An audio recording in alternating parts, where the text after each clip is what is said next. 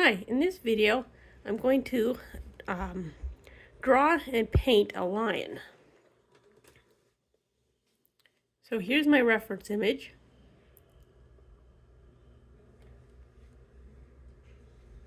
And I'm going to just be using the primary colors. And I found it's a lot easier to use just primary colors for a lion than you would expect.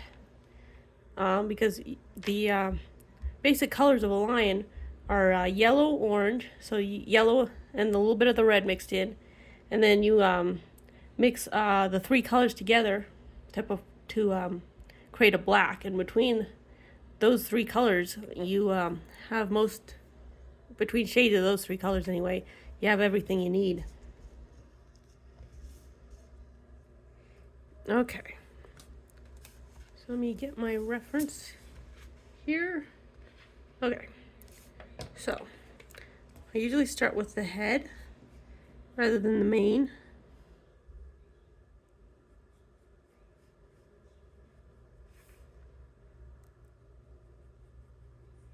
So this is sort of where his eye is going to be, right here. This here is his nose. This here is, I guess his cheek, you'd call it. Come up for his mouth. And they always have a dark spot right here. I don't know why.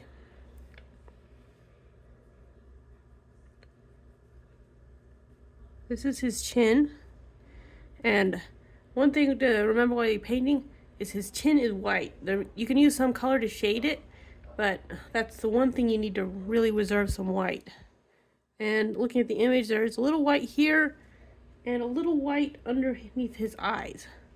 So those are the areas you need to watch the most so you don't accidentally color in.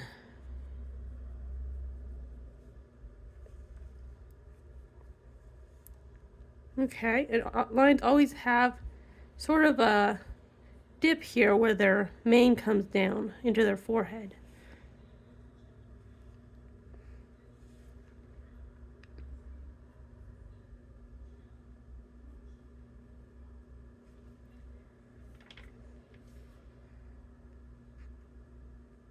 So you want to keep his eyes level. In most cases, the eyes are going to be at the same level. This isn't always true, but it's a general rule. It's pretty reliable in most cases.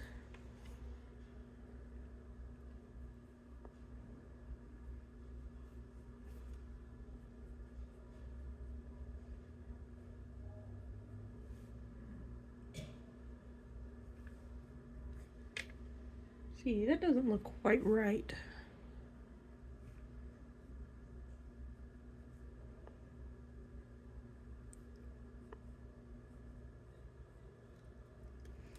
Okay.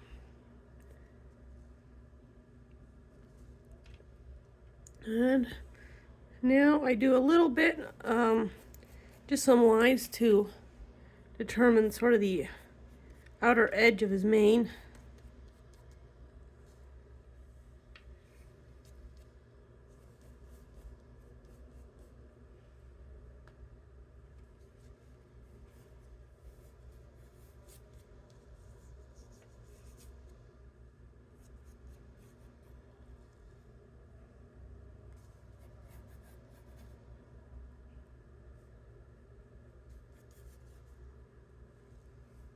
Okay.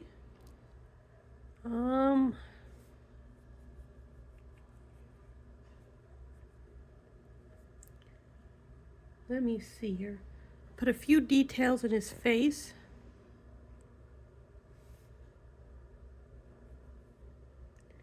But a lot of the details I do like to do with the at the watercolor stage.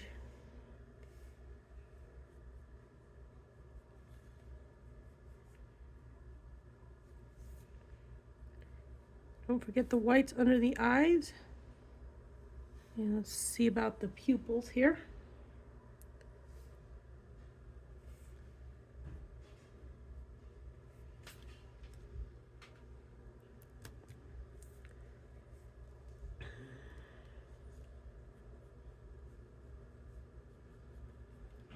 Okay, I think that's good enough to work with.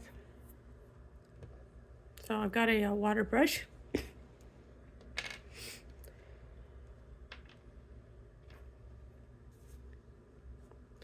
And I'm going to start with yellow.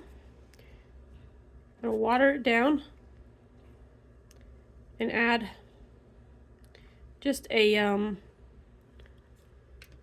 thin layer over most of the image here, and that's called a wash. See, that's a little bit brighter than I want, so I'll dim that down a little bit.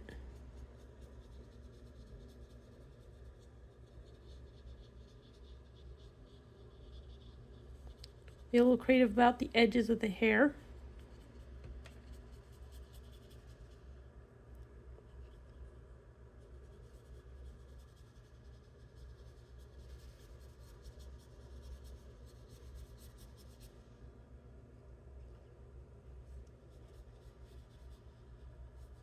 Oh, I should mention, it's always good to have a paper towel around. Fortunately, I have one sitting next to me, or I would have forgotten it entirely for this video.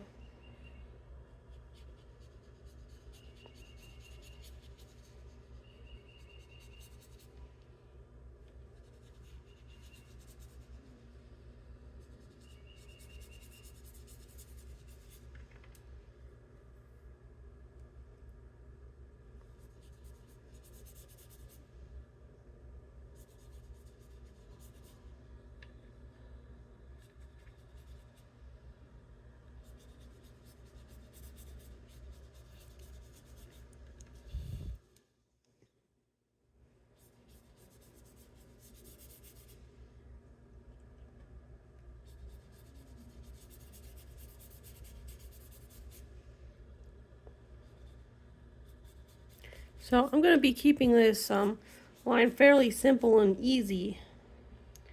The idea isn't to go into a 2-hour video with every hair outlined and a very the most accurate, you know, shape of the head and everything that I can manage. So the idea is to keep this at least beginner to intermediate level, hopefully. But take your time doing the outline. I happen to be pretty quick at it, but take however much time you need to get the basic shapes.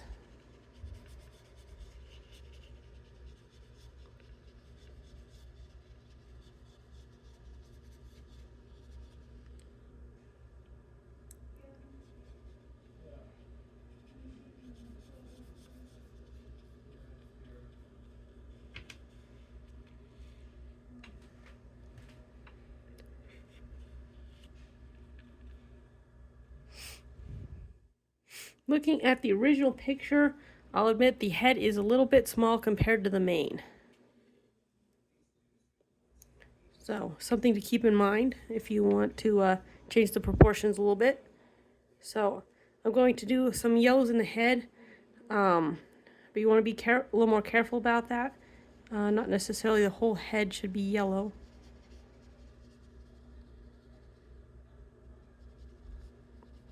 So I'll leave some area above the eyes, a little bit under the eyes. His nose is yellow, right over here is yellow. That area's good. In some images, this area can be paler, I think. So you want to watch that.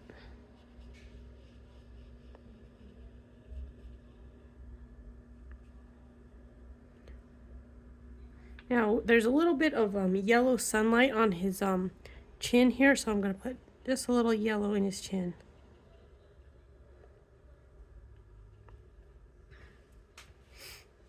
Okay. Now I'm going to take some red and mix it into my yellow here to create an orange. So there's some orange. And like I said, this is meant to be a basic image, so you don't have to worry about the individual hairs as much. But the idea at this point is from the head working outward, it's the darkest closest to the head. And you make it a little swirly, try to make it look like fur.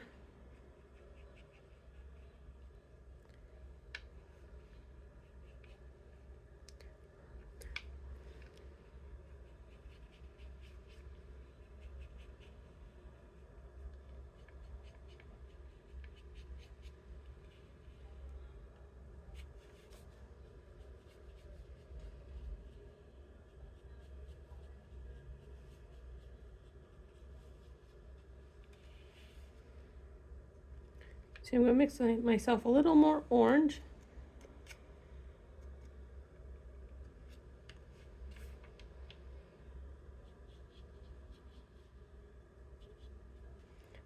Something to keep in mind is when you work on this side, if you worked on this side first, be careful to make sure it's dry enough that you can rest your hand on it, or try and hold your hand above the paper.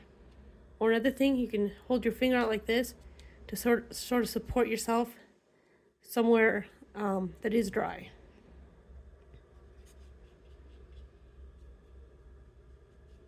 So that's what I'm doing right now, is using my finger.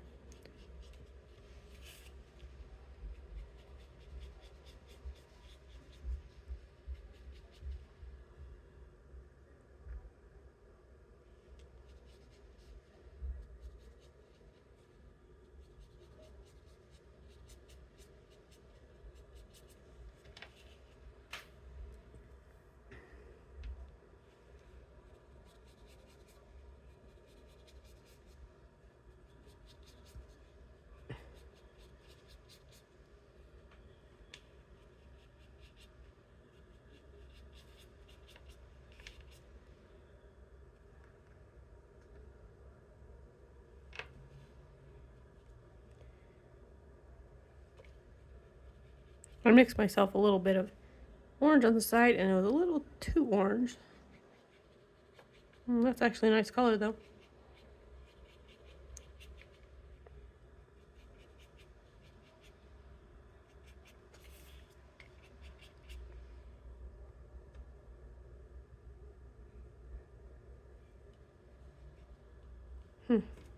Okay, I need to watch my colors a little closely here. So,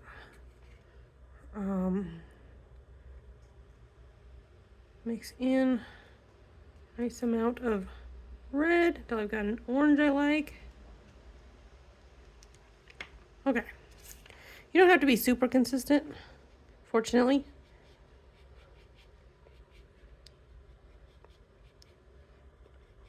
In some ways, this is a forgivable medium, but in a lot of ways, it really isn't. I make mistakes all the time, but I've gotten better at making just the kinds of mistakes that can be fixed.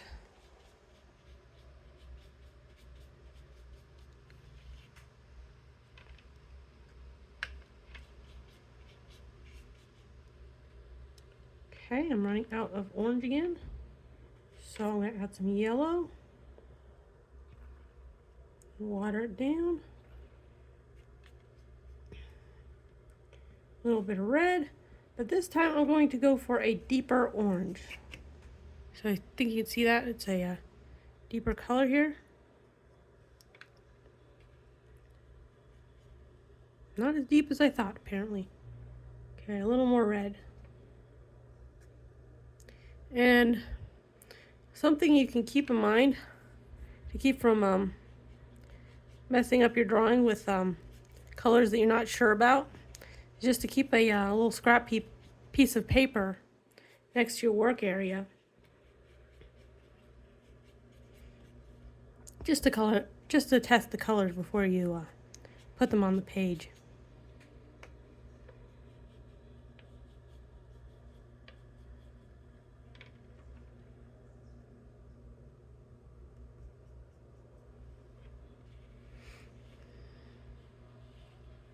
Okay.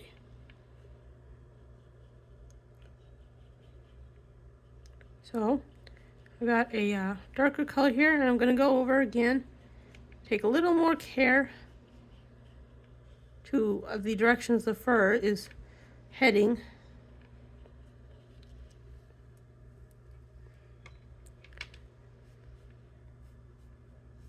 And just keep putting in fur. So after this layer, I'll do actually with the mane, I'll do another layer of a darker color after this, and maybe I'll do some touch-ups. But first, while I have this nice color, I'm going to put some more shading into the head.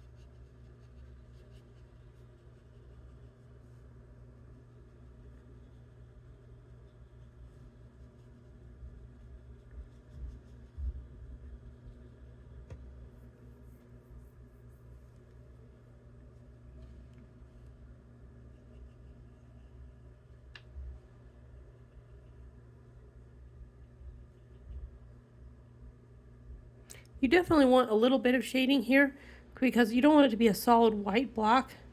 You don't want it to look like fur, so go ahead and put a little bit of fur strokes there in his chin.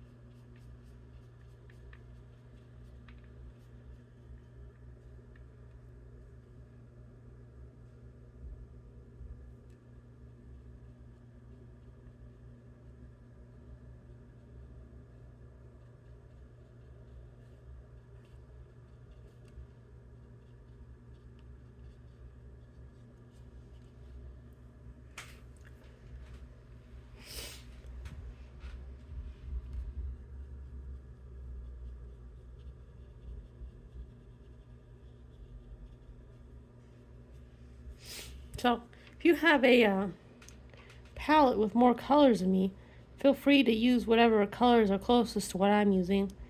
Or if you see an orange that looks like would be more appropriate, go ahead and be creative with that. You really do not need a 3-color palette, but you can use only 3 colors out of whatever palette you do happen to have if you feel like trying to stick to the blending of 3 colors, which is good practice.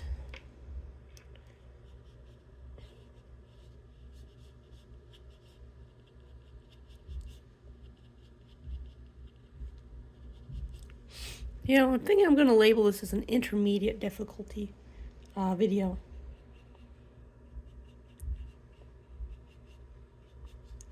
Lines do definitely take some skill to do.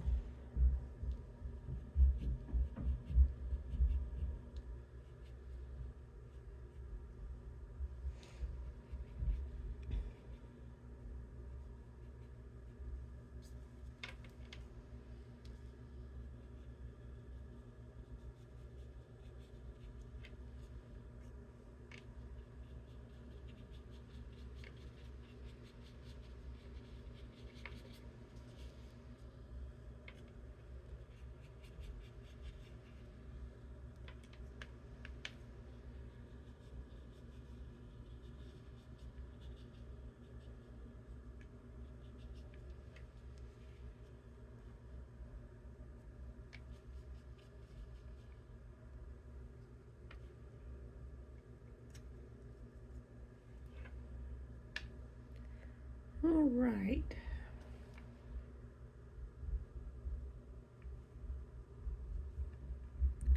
So, lions have these little dots where the whiskers come from. The whiskers are white, which kind of creates a problem because you can't easily paint white over you can't paint white over darker colors. If you have Chinese white or some sort of white in your palette, which is generally called Chinese white, you might be able to do a little bit of something. I found it's not very effective for me. What works best for me is probably using gouache, which is medium that's similar to watercolor, but it's more opaque, which means the white of a gouache set will be able to paint over. If you don't have gouache, use acrylic, just a basic white acrylic. That's probably the easiest.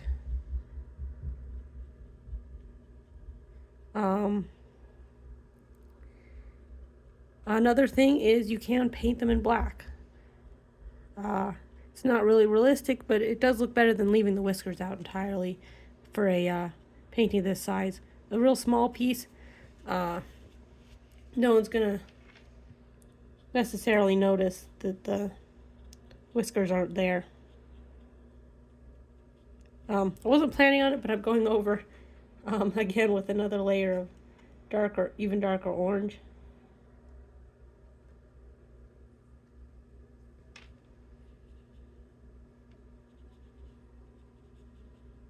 And it's okay if you get even a little bit into the reddish spectrum.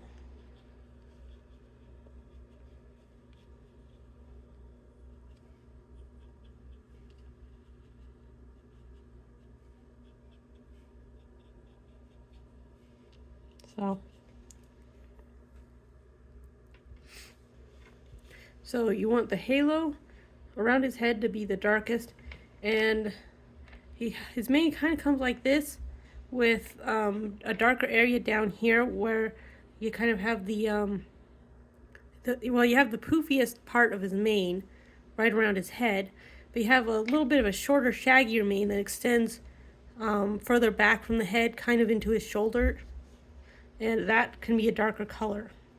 So this area right here is actually going to be a darker color, or in the case of the photo I've got, it's pretty close to black. It's because it's in shadow.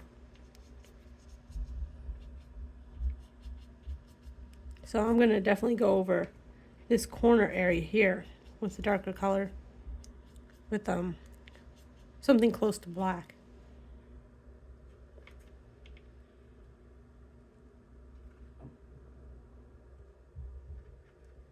So I'm mixing some paint here. I'm going to try and get close to that color again. If you forgot to get a sample piece of paper, you can't always blot it on your paper towel to test it.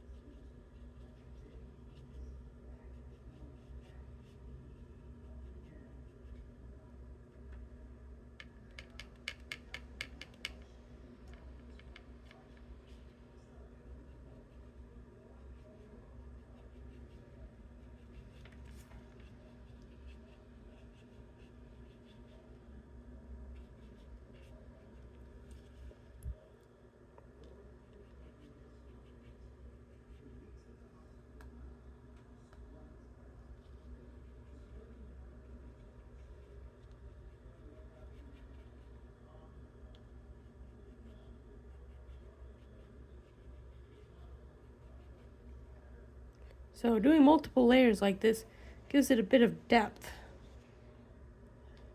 which is what you want.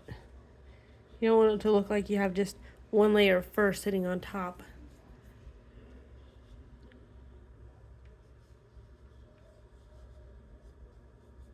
A little bit of darker fur down here. For the most part, you can leave that be.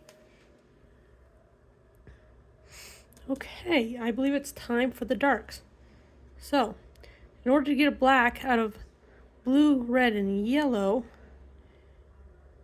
you basically just mix all three. So I've got two colors mixed here. So what I need to do is add the blue. Get some water here and just mix that in. It's starting to turn into a grayish color. A little bit brown.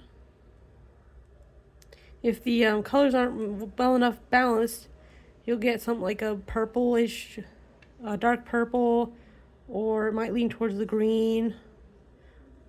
Or you might even get a brownish, reddish brown color. So, the three primaries, if they're not well matched, you basically won't be able to get a very black, which these three are not very well matched. So, I will not be able to get a perfect black here. Best I'm going to be able to achieve will probably be a dark blue. But I'll see what I can do here. Okay, that's looking pretty dark.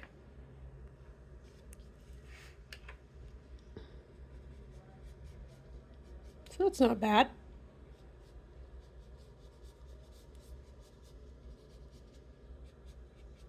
So the light is coming from this side. So this side of his mane is going to be in shadow. So that's why I'm darkening this side.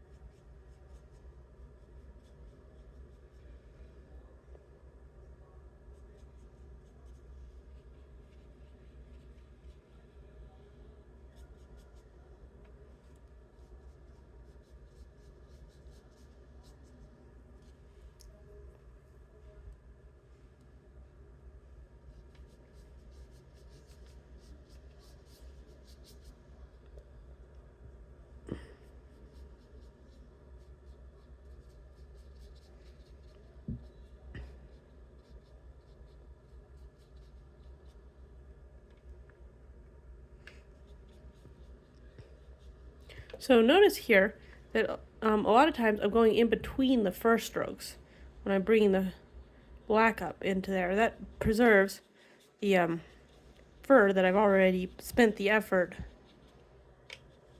to put down.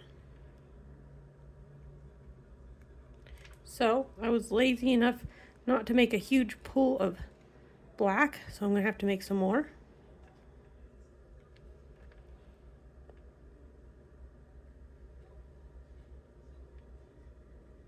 So when you've got your pool going here, if it's green, that means you've got blue and yellow mixed together, which means you need to add red. If you've got purple, it means you need to add yellow. Let's see. If you've got orange, you need to add blue.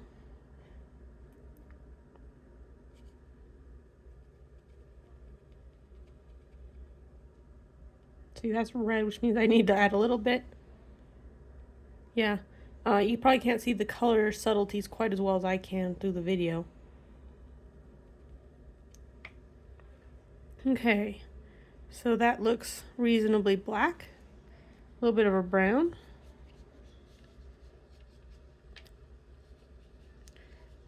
Keep in mind, I don't know if you've noticed this, but watercolor does dry a little bit lighter than when you put it on.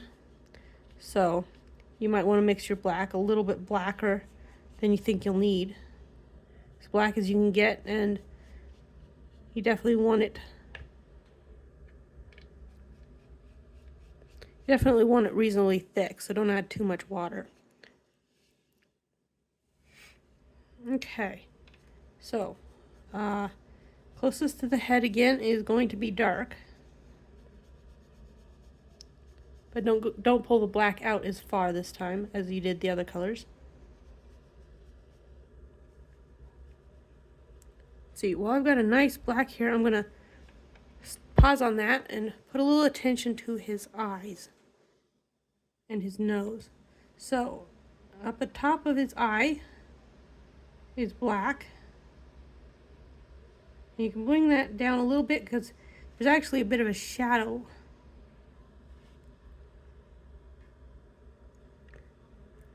And I forgot to add the color earlier, but the main part of his eyes are actually a yellow orange. So I have to come back and perfect that. Oh, well, fill that in. It's not even close yet.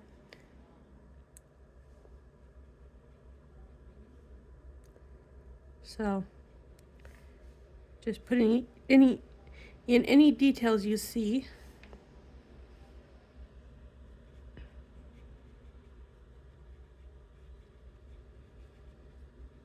And maybe I'm getting a little carried away here.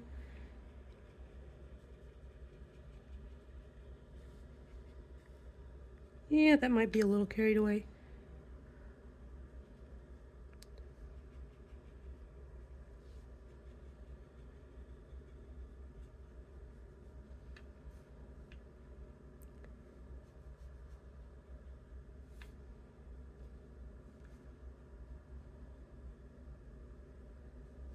And you might have noticed that my black is not as black as it could be. So if you have a case like that, basically just let the layer of black dry, and a minute or two later, go back and just put the same color over, and successive layers will darken it.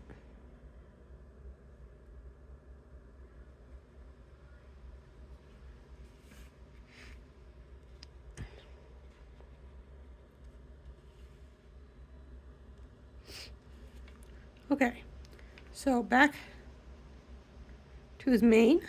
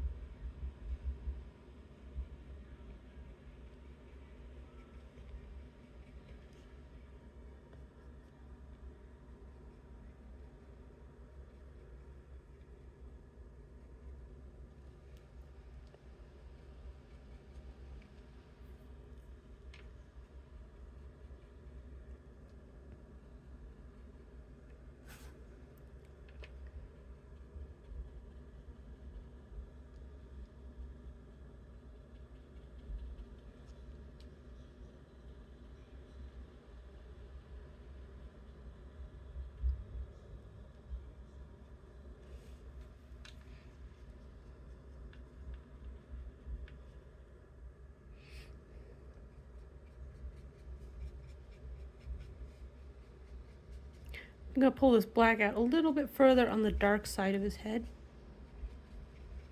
You don't want just a black ring around his head, so you want a little variety.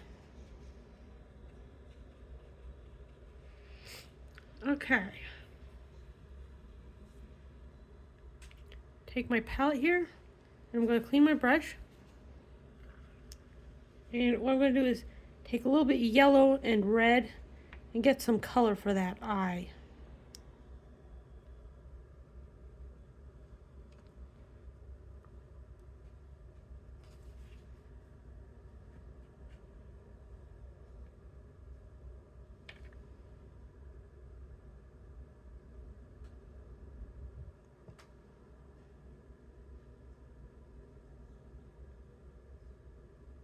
So be real careful when doing the eyes and anything real, if you're doing something like a bird, his beak, be real careful with things like that, because one small mistake can ruin the entire painting very easily. So eyes are one of the most critical things that you have to be careful with, that you do correctly.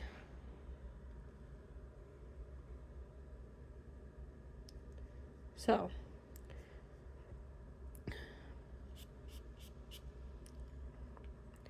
I've got my black, and I'm going to darken some areas here. Just go over them again.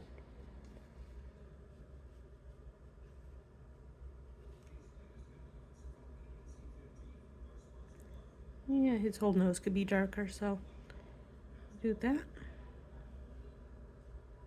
I'm seeing some details here in the in his chin.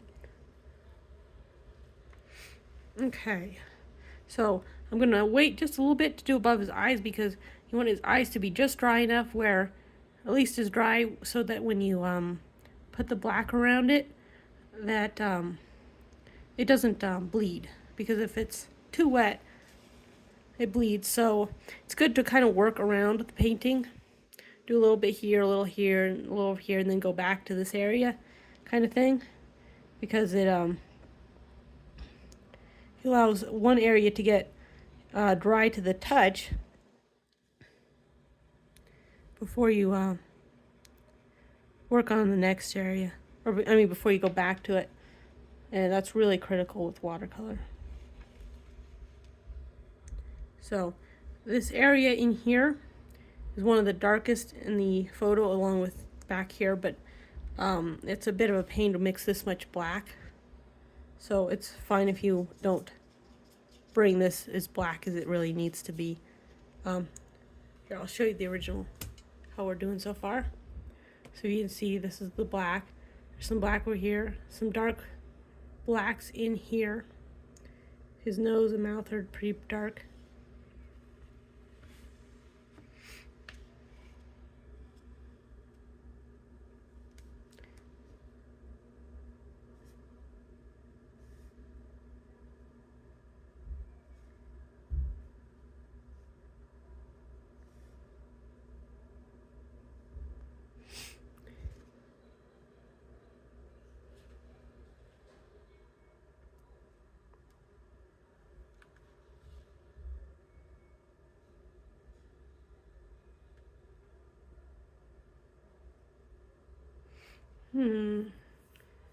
Okay.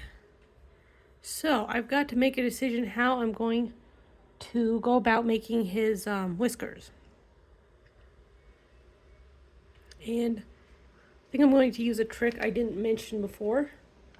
Basically, I'm going to take this pencil and I'm going to make just some fine black lines. And so I'm going to do black for his whiskers. And I'm going to use the pencil because it allows me to get thinner, finer lines.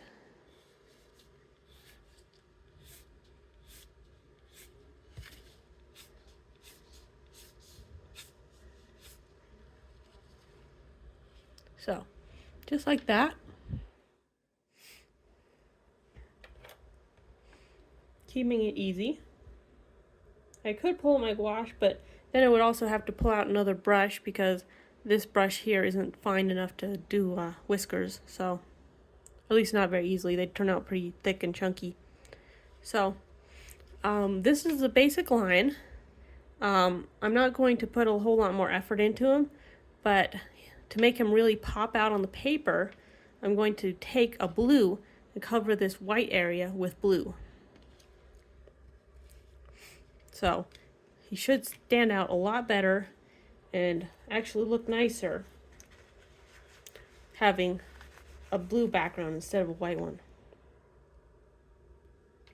So I'm getting some blue here on my palette. I'm going to water it down. It doesn't have to be a super, well, it doesn't have to be super blue, and actually it is best if it is a little bit dark. So I'm mixing it in with my existing dark colors here. So what I'm going for is a darkened blue. So if you don't have any of this dark shades, just make something close to black and mix more blue into it until you have a dark blue. So one thing I've noticed is that if you work too much with I hate to say primary colors, but that's kind of what I'm thinking, is if your finished drawing it doesn't have colors that are mixed enough, if you have too much pure yellow, too much pure red, things like that in your drawing, in your painting, it'll tend to look a bit childish. So, or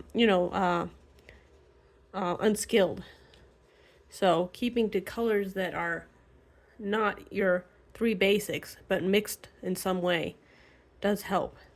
You can get away with some pure colors like I do have here, but you just have to watch that you don't have too much of it.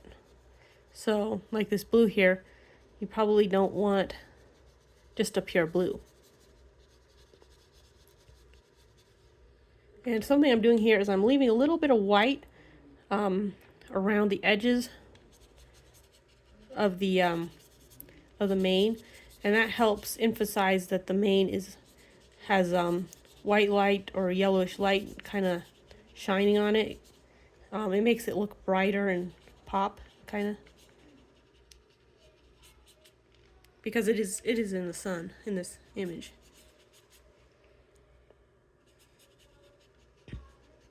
So I'm just applying a quick and dirty.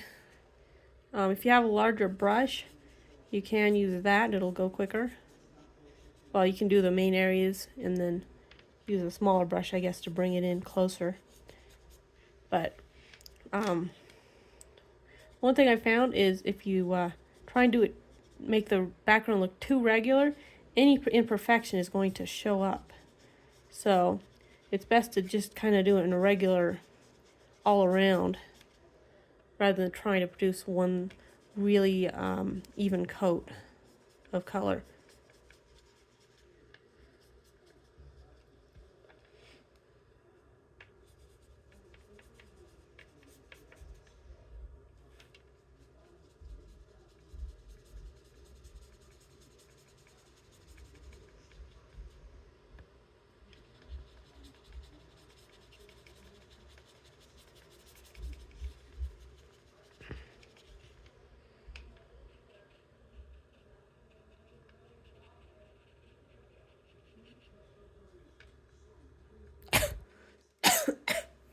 Okay, excuse me.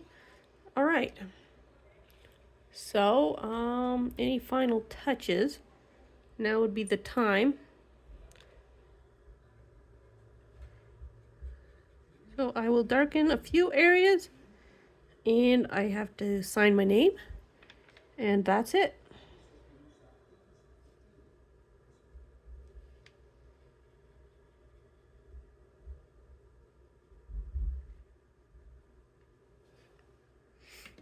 All right.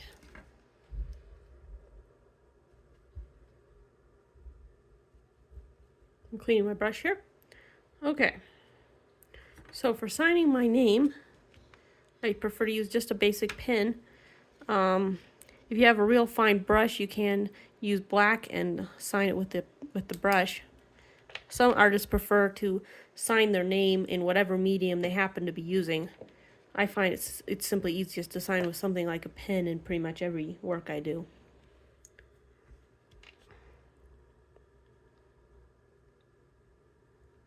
I sign my name with my last name and then the year.